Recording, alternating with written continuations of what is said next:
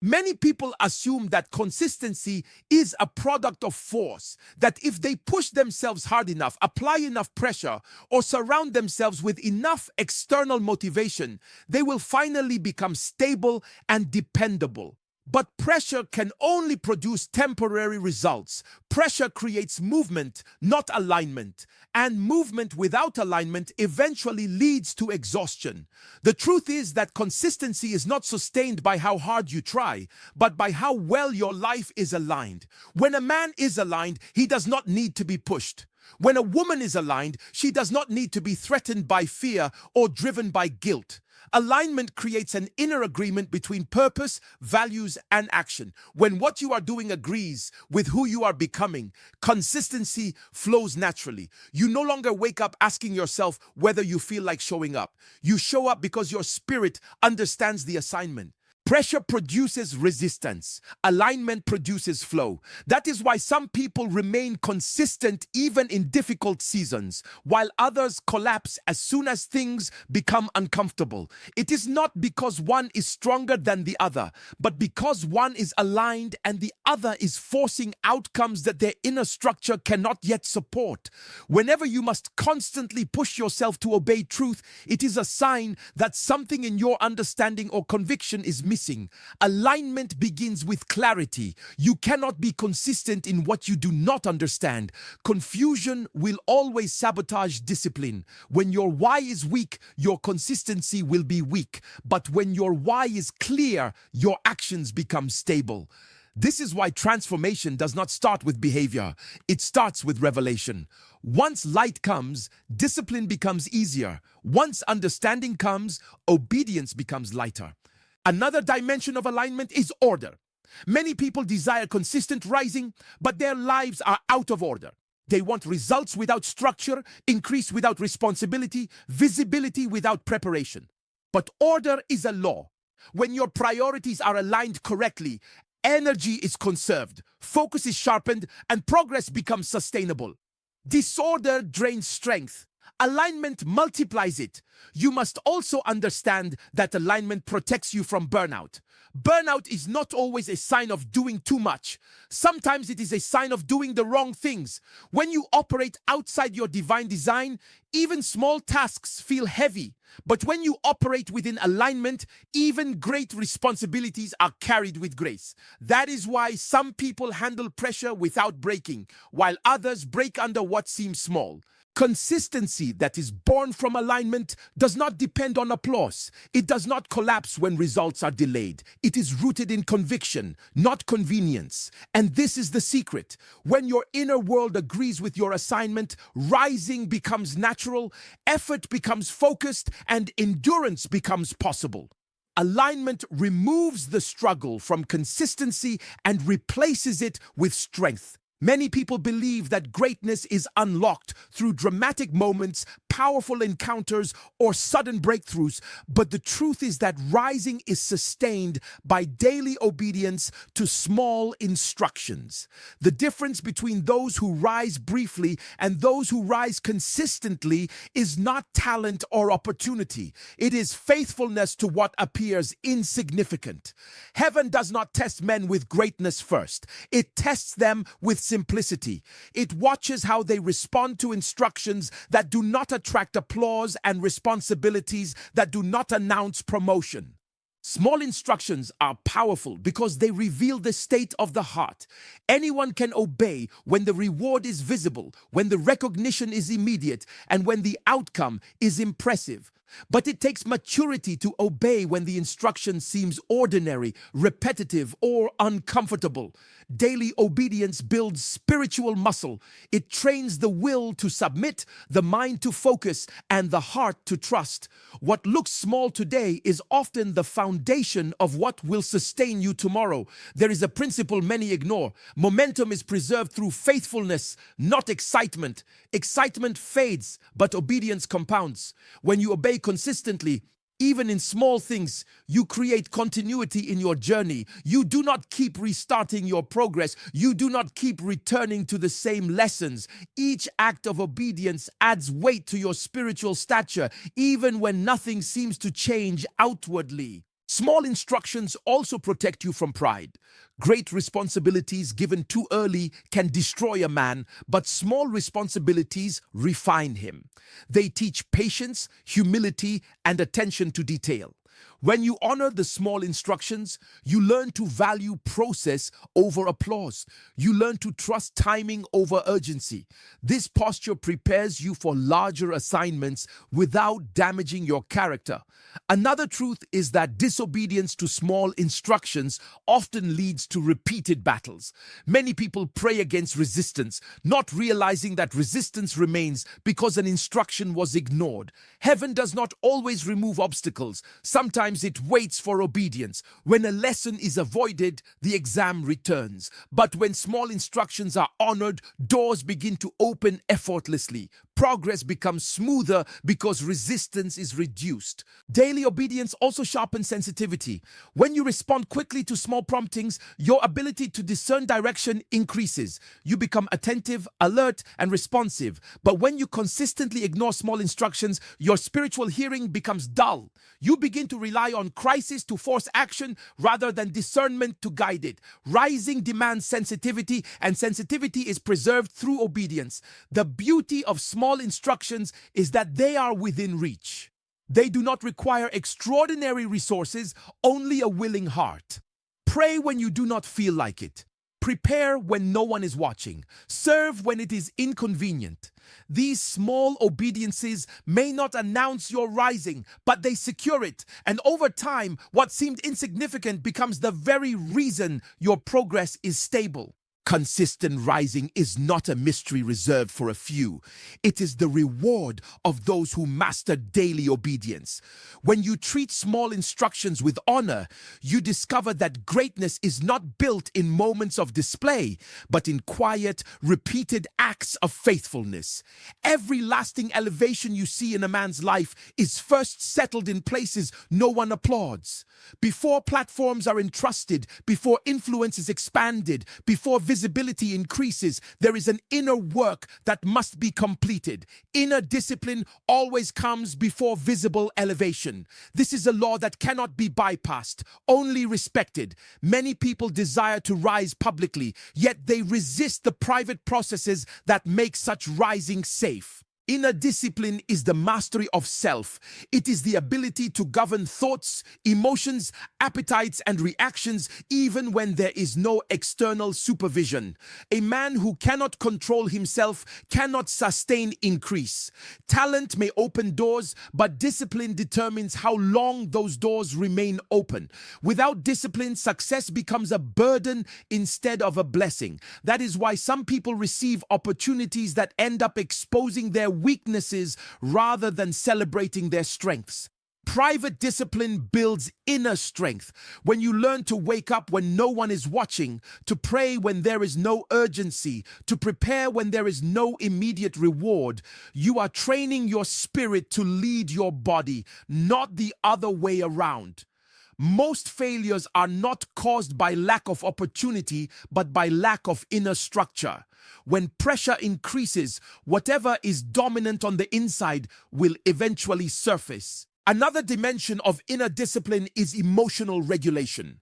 Many people lose progress not because of sin or error, but because they could not manage their emotions. Anger, fear, offense, impatience, and pride have destroyed destinies more effectively than external opposition. Discipline teaches you how to respond rather than react, how to pause rather than explode, how to choose wisdom over impulse. This inner mastery is what preserves momentum when challenges arise. Inner discipline also shapes consistency. When discipline is internal, you do not need constant reminders, threats, or supervision to stay on course. You become dependable. You develop spiritual stamina. You can endure seasons where results are slow without losing focus. This is critical because visible elevation often comes with delays, criticism, and pressure. Without inner discipline, many abandon their assignment just before it begins to yield fruit. There is also a refining power in hidden discipline. What you conquer in secret will not control you in public. Lust that is not disciplined privately will embarrass publicly. Pride that is not corrected privately will destroy publicly.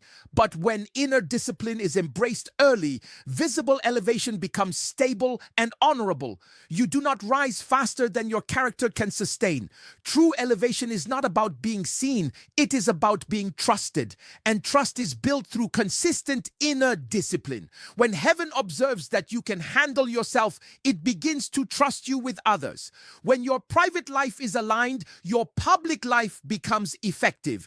Inner discipline is not punishment, it is preparation. And those who submit to it discover that when elevation comes, it does not destroy them, it establishes them. Momentum in life is not only sustained by effort, it is preserved by sensitivity. Many people rise genuinely, but they fall unnecessarily because they lose the ability to discern when to move, when to wait, and when to adjust. Spiritual sensitivity is the awareness of direction, timing, and correction. When sensitivity is lost, strength becomes dangerous and speed becomes destructive. It is possible to be sincere, hardworking, and gifted, yet still derail because discernment was neglected. Sensitivity begins with attentiveness. It is the posture of a heart that listens before it acts. When a person becomes familiar with progress, success, or even spiritual routines, they may stop listening carefully. Familiarity dulls perception. What once required prayer now seems automatic. What once demanded caution now feels safe. This is often when mistakes occur. Rising without sensitivity creates pride, and pride always reduces discernment. One of the dangers of lost sensitivity is misinterpreting resistance. Not every closed door is opposition, and not every open door is permission.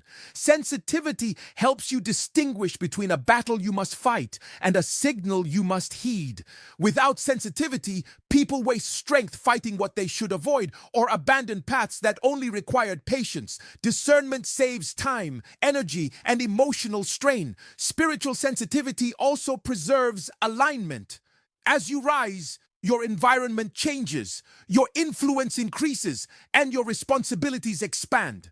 What worked at one level may not work at another. Sensitivity helps you adapt without compromising truth. It teaches you when to adjust methods while maintaining values. Those who fail to grow in sensitivity often remain stuck, using old strategies in new seasons, creating frustration and decline. Another critical role of sensitivity is correction. Correction is rarely loud or dramatic. It often comes as an inner check, a sense of restraint, or a quiet warning. Those who honor these promptings are preserved from public failure. Those who ignore them often learn through painful consequences. Sensitivity is not weakness, it is wisdom. It takes humility to stop when everything in you wants to continue. Sensitivity is sharpened through obedience and humility. Every time you respond promptly to correction, your discernment increases. Every time you ignore it, your perception weakens. This is why repeated mistakes are rarely accidents. They are usually the result of ignored warnings. Momentum is not lost suddenly, it leaks gradually through neglected sensitivity. Rising places you under greater pressure, scrutiny, and responsibility. At higher levels, errors are more costly. That is why sensitivity becomes more important as you advance, not less. Strength must be guided, ability must be directed, vision must be refined. When sensitivity is preserved, momentum becomes sustainable. Those who rise consistently are not always the strongest or the fastest. They are the most discerning. They know when to move and when to pause. They recognize danger early. They adjust before collapse. Sensitivity keeps rising safe, progress steady, and elevation honorable. Many people wonder why certain struggles keep resurfacing in their lives despite prayer, effort, and time. They fast, they cry, they resist, yet the same patterns return. The truth is that battles often repeat not because the enemy is strong, but because the lesson within the battle was never learned. Life is designed to teach, and when instruction is avoided, experience becomes the teacher again and again. Repeated battles are signals. They are invitations to growth, not evidence of failure. Whenever you find yourself confronting the same kind of resistance, the same emotional triggers, the same relational patterns, or the same spiritual struggles, it is wise to pause and ask what this season is trying to correct or reveal. Pain without reflection becomes wasted suffering, but pain with understanding becomes wisdom. One of the reasons lessons are avoided is pride. Pride resists correction. It prefers prayer over change and miracles over maturity. Many people ask for deliverance from situations that require transformation, but freedom is not always the removal of pressure. Sometimes it is the acquisition of understanding. Until the inner issue is addressed, the outer battle remains legitimate. Another reason battles repeat is impatience. People want quick exits, not deep adjustments. They rush through seasons they were meant to learn from. But growth cannot be rushed. Character cannot be downloaded. If patience is not learned in one season, the next season will demand it again, often with greater intensity. What you refuse to learn in simplicity, life will teach you in complexity. Avoided lessons also weaken discernment. When you keep reacting instead of reflecting, you fail to recognize patterns. Over time, frustration replaces clarity and weariness replaces hope. But once a lesson is identified and embraced, the struggle loses its power. The same situation that once defeated you now becomes manageable, not because it disappeared, but because you changed. There is also a mercy in repeated battles. They reveal areas where stability has not yet been built. Heaven does not expose weaknesses to shame you, but to prepare you. Each repeated challenge is a chance to respond differently, to apply wisdom, and to grow stronger. When the lesson is learned, the battle often ends naturally, without drama. Those who rise consistently are not those who never face challenges, but those who learn quickly. They extract wisdom from pressure. They adjust their posture. They change their responses. As a result, life does not need to repeat the same tests. Progress accelerates because resistance decreases. Battles are not always meant to be fought endlessly. Some are meant to be understood. When understanding comes, peace follows. When lessons are embraced, seasons shift. Consistent rising is sustained not by endless warfare, but by the humility to learn, change, and grow. Many people live their lives powered by moments of inspiration, moments of passion, moments of urgency. They wait to feel stirred before they act, excited before they commit, moved before they remain faithful. But feelings are unstable and motivation is seasonal. This is why motivation alone cannot sustain progress. Systems are what carry a man when emotions fail. Systems outlive motivation. A system is a deliberate structure that guides behavior regardless of how you feel. It is a predetermined decision that removes negotiation from obedience. When systems are in place, you do not wake up each day debating whether to pray, to prepare, to improve, or to show up. The decision has already been made. This is how consistency is preserved, not by constant excitement, but by stable structures. Motivation is powerful, but it is reactive. It responds to inspiration, success, fear, or pressure. Systems, on the other hand, are proactive. They anticipate weakness and create safeguards. They understand that there will be days when energy is low, clarity is blurred, and desire is absent. On those days, systems step in to carry you forward. Without systems, progress collapses whenever emotions fluctuate. Those who rise consistently design their lives intentionally. They schedule what matters. They organize their time, energy, and attention around their values. Prayer becomes a system, not an emergency response. Growth becomes a routine, not a random event. Excellence becomes a habit, not a performance. When systems are established, discipline becomes easier because the environment supports obedience. Another power of systems is that they reduce fatigue. Constant decision-making drains strength. When everything is spontaneous, you are forced to decide repeatedly what should already be settled. Systems remove unnecessary choices, preserving energy for what truly matters.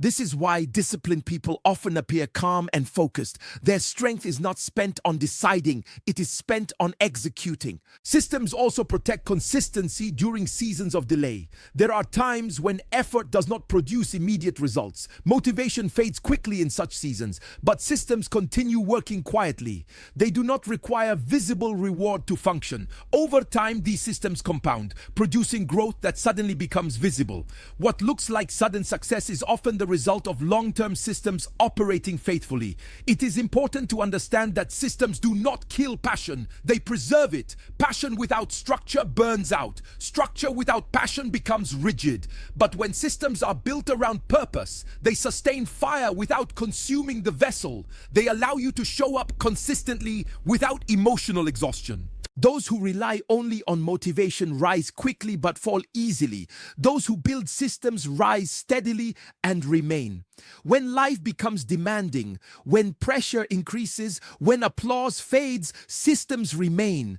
They quietly keep you aligned, disciplined, and moving forward. Consistent rising is not the reward of those who feel motivated every day, but of those who build systems that work even on their weakest days. Many people misunderstand grace and in doing so weaken their own progress. They assume that because grace is available, effort is optional. But grace was never designed to replace effort. It was designed to empower it. Grace is not an excuse for passivity, and it is not a license for carelessness. Grace is divine enablement, strength supplied from above to help a man do what he could not sustain by willpower alone. Effort without grace leads to exhaustion. Grace without effort leads to stagnation. But when grace and effort work together, progress becomes sustainable.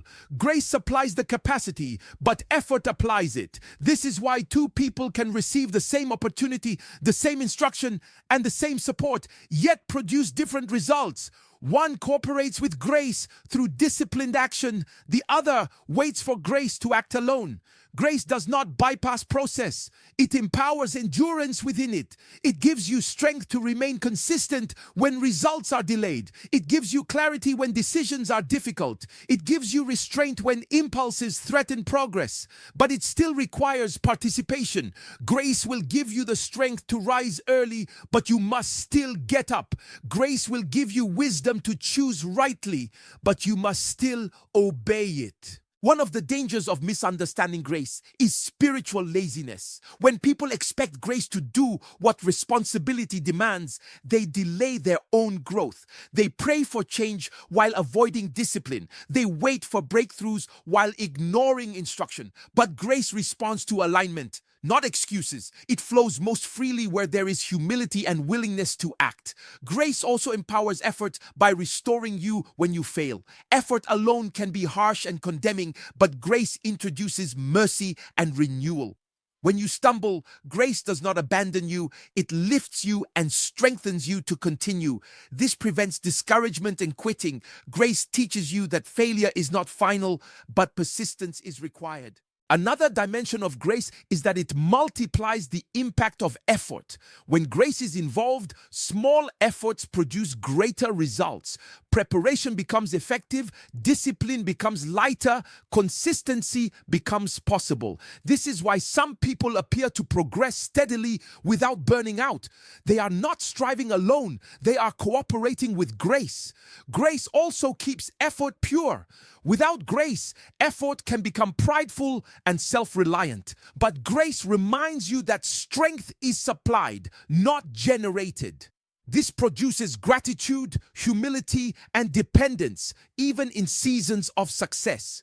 You work diligently, yet you remain aware that your ability to work came from a higher source. Consistent rising is not achieved by choosing between grace and effort, but by combining them. Grace gives strength, effort gives direction. Grace empowers the journey, effort walks it. When these two are aligned, progress becomes steady, sustainable, and honorable.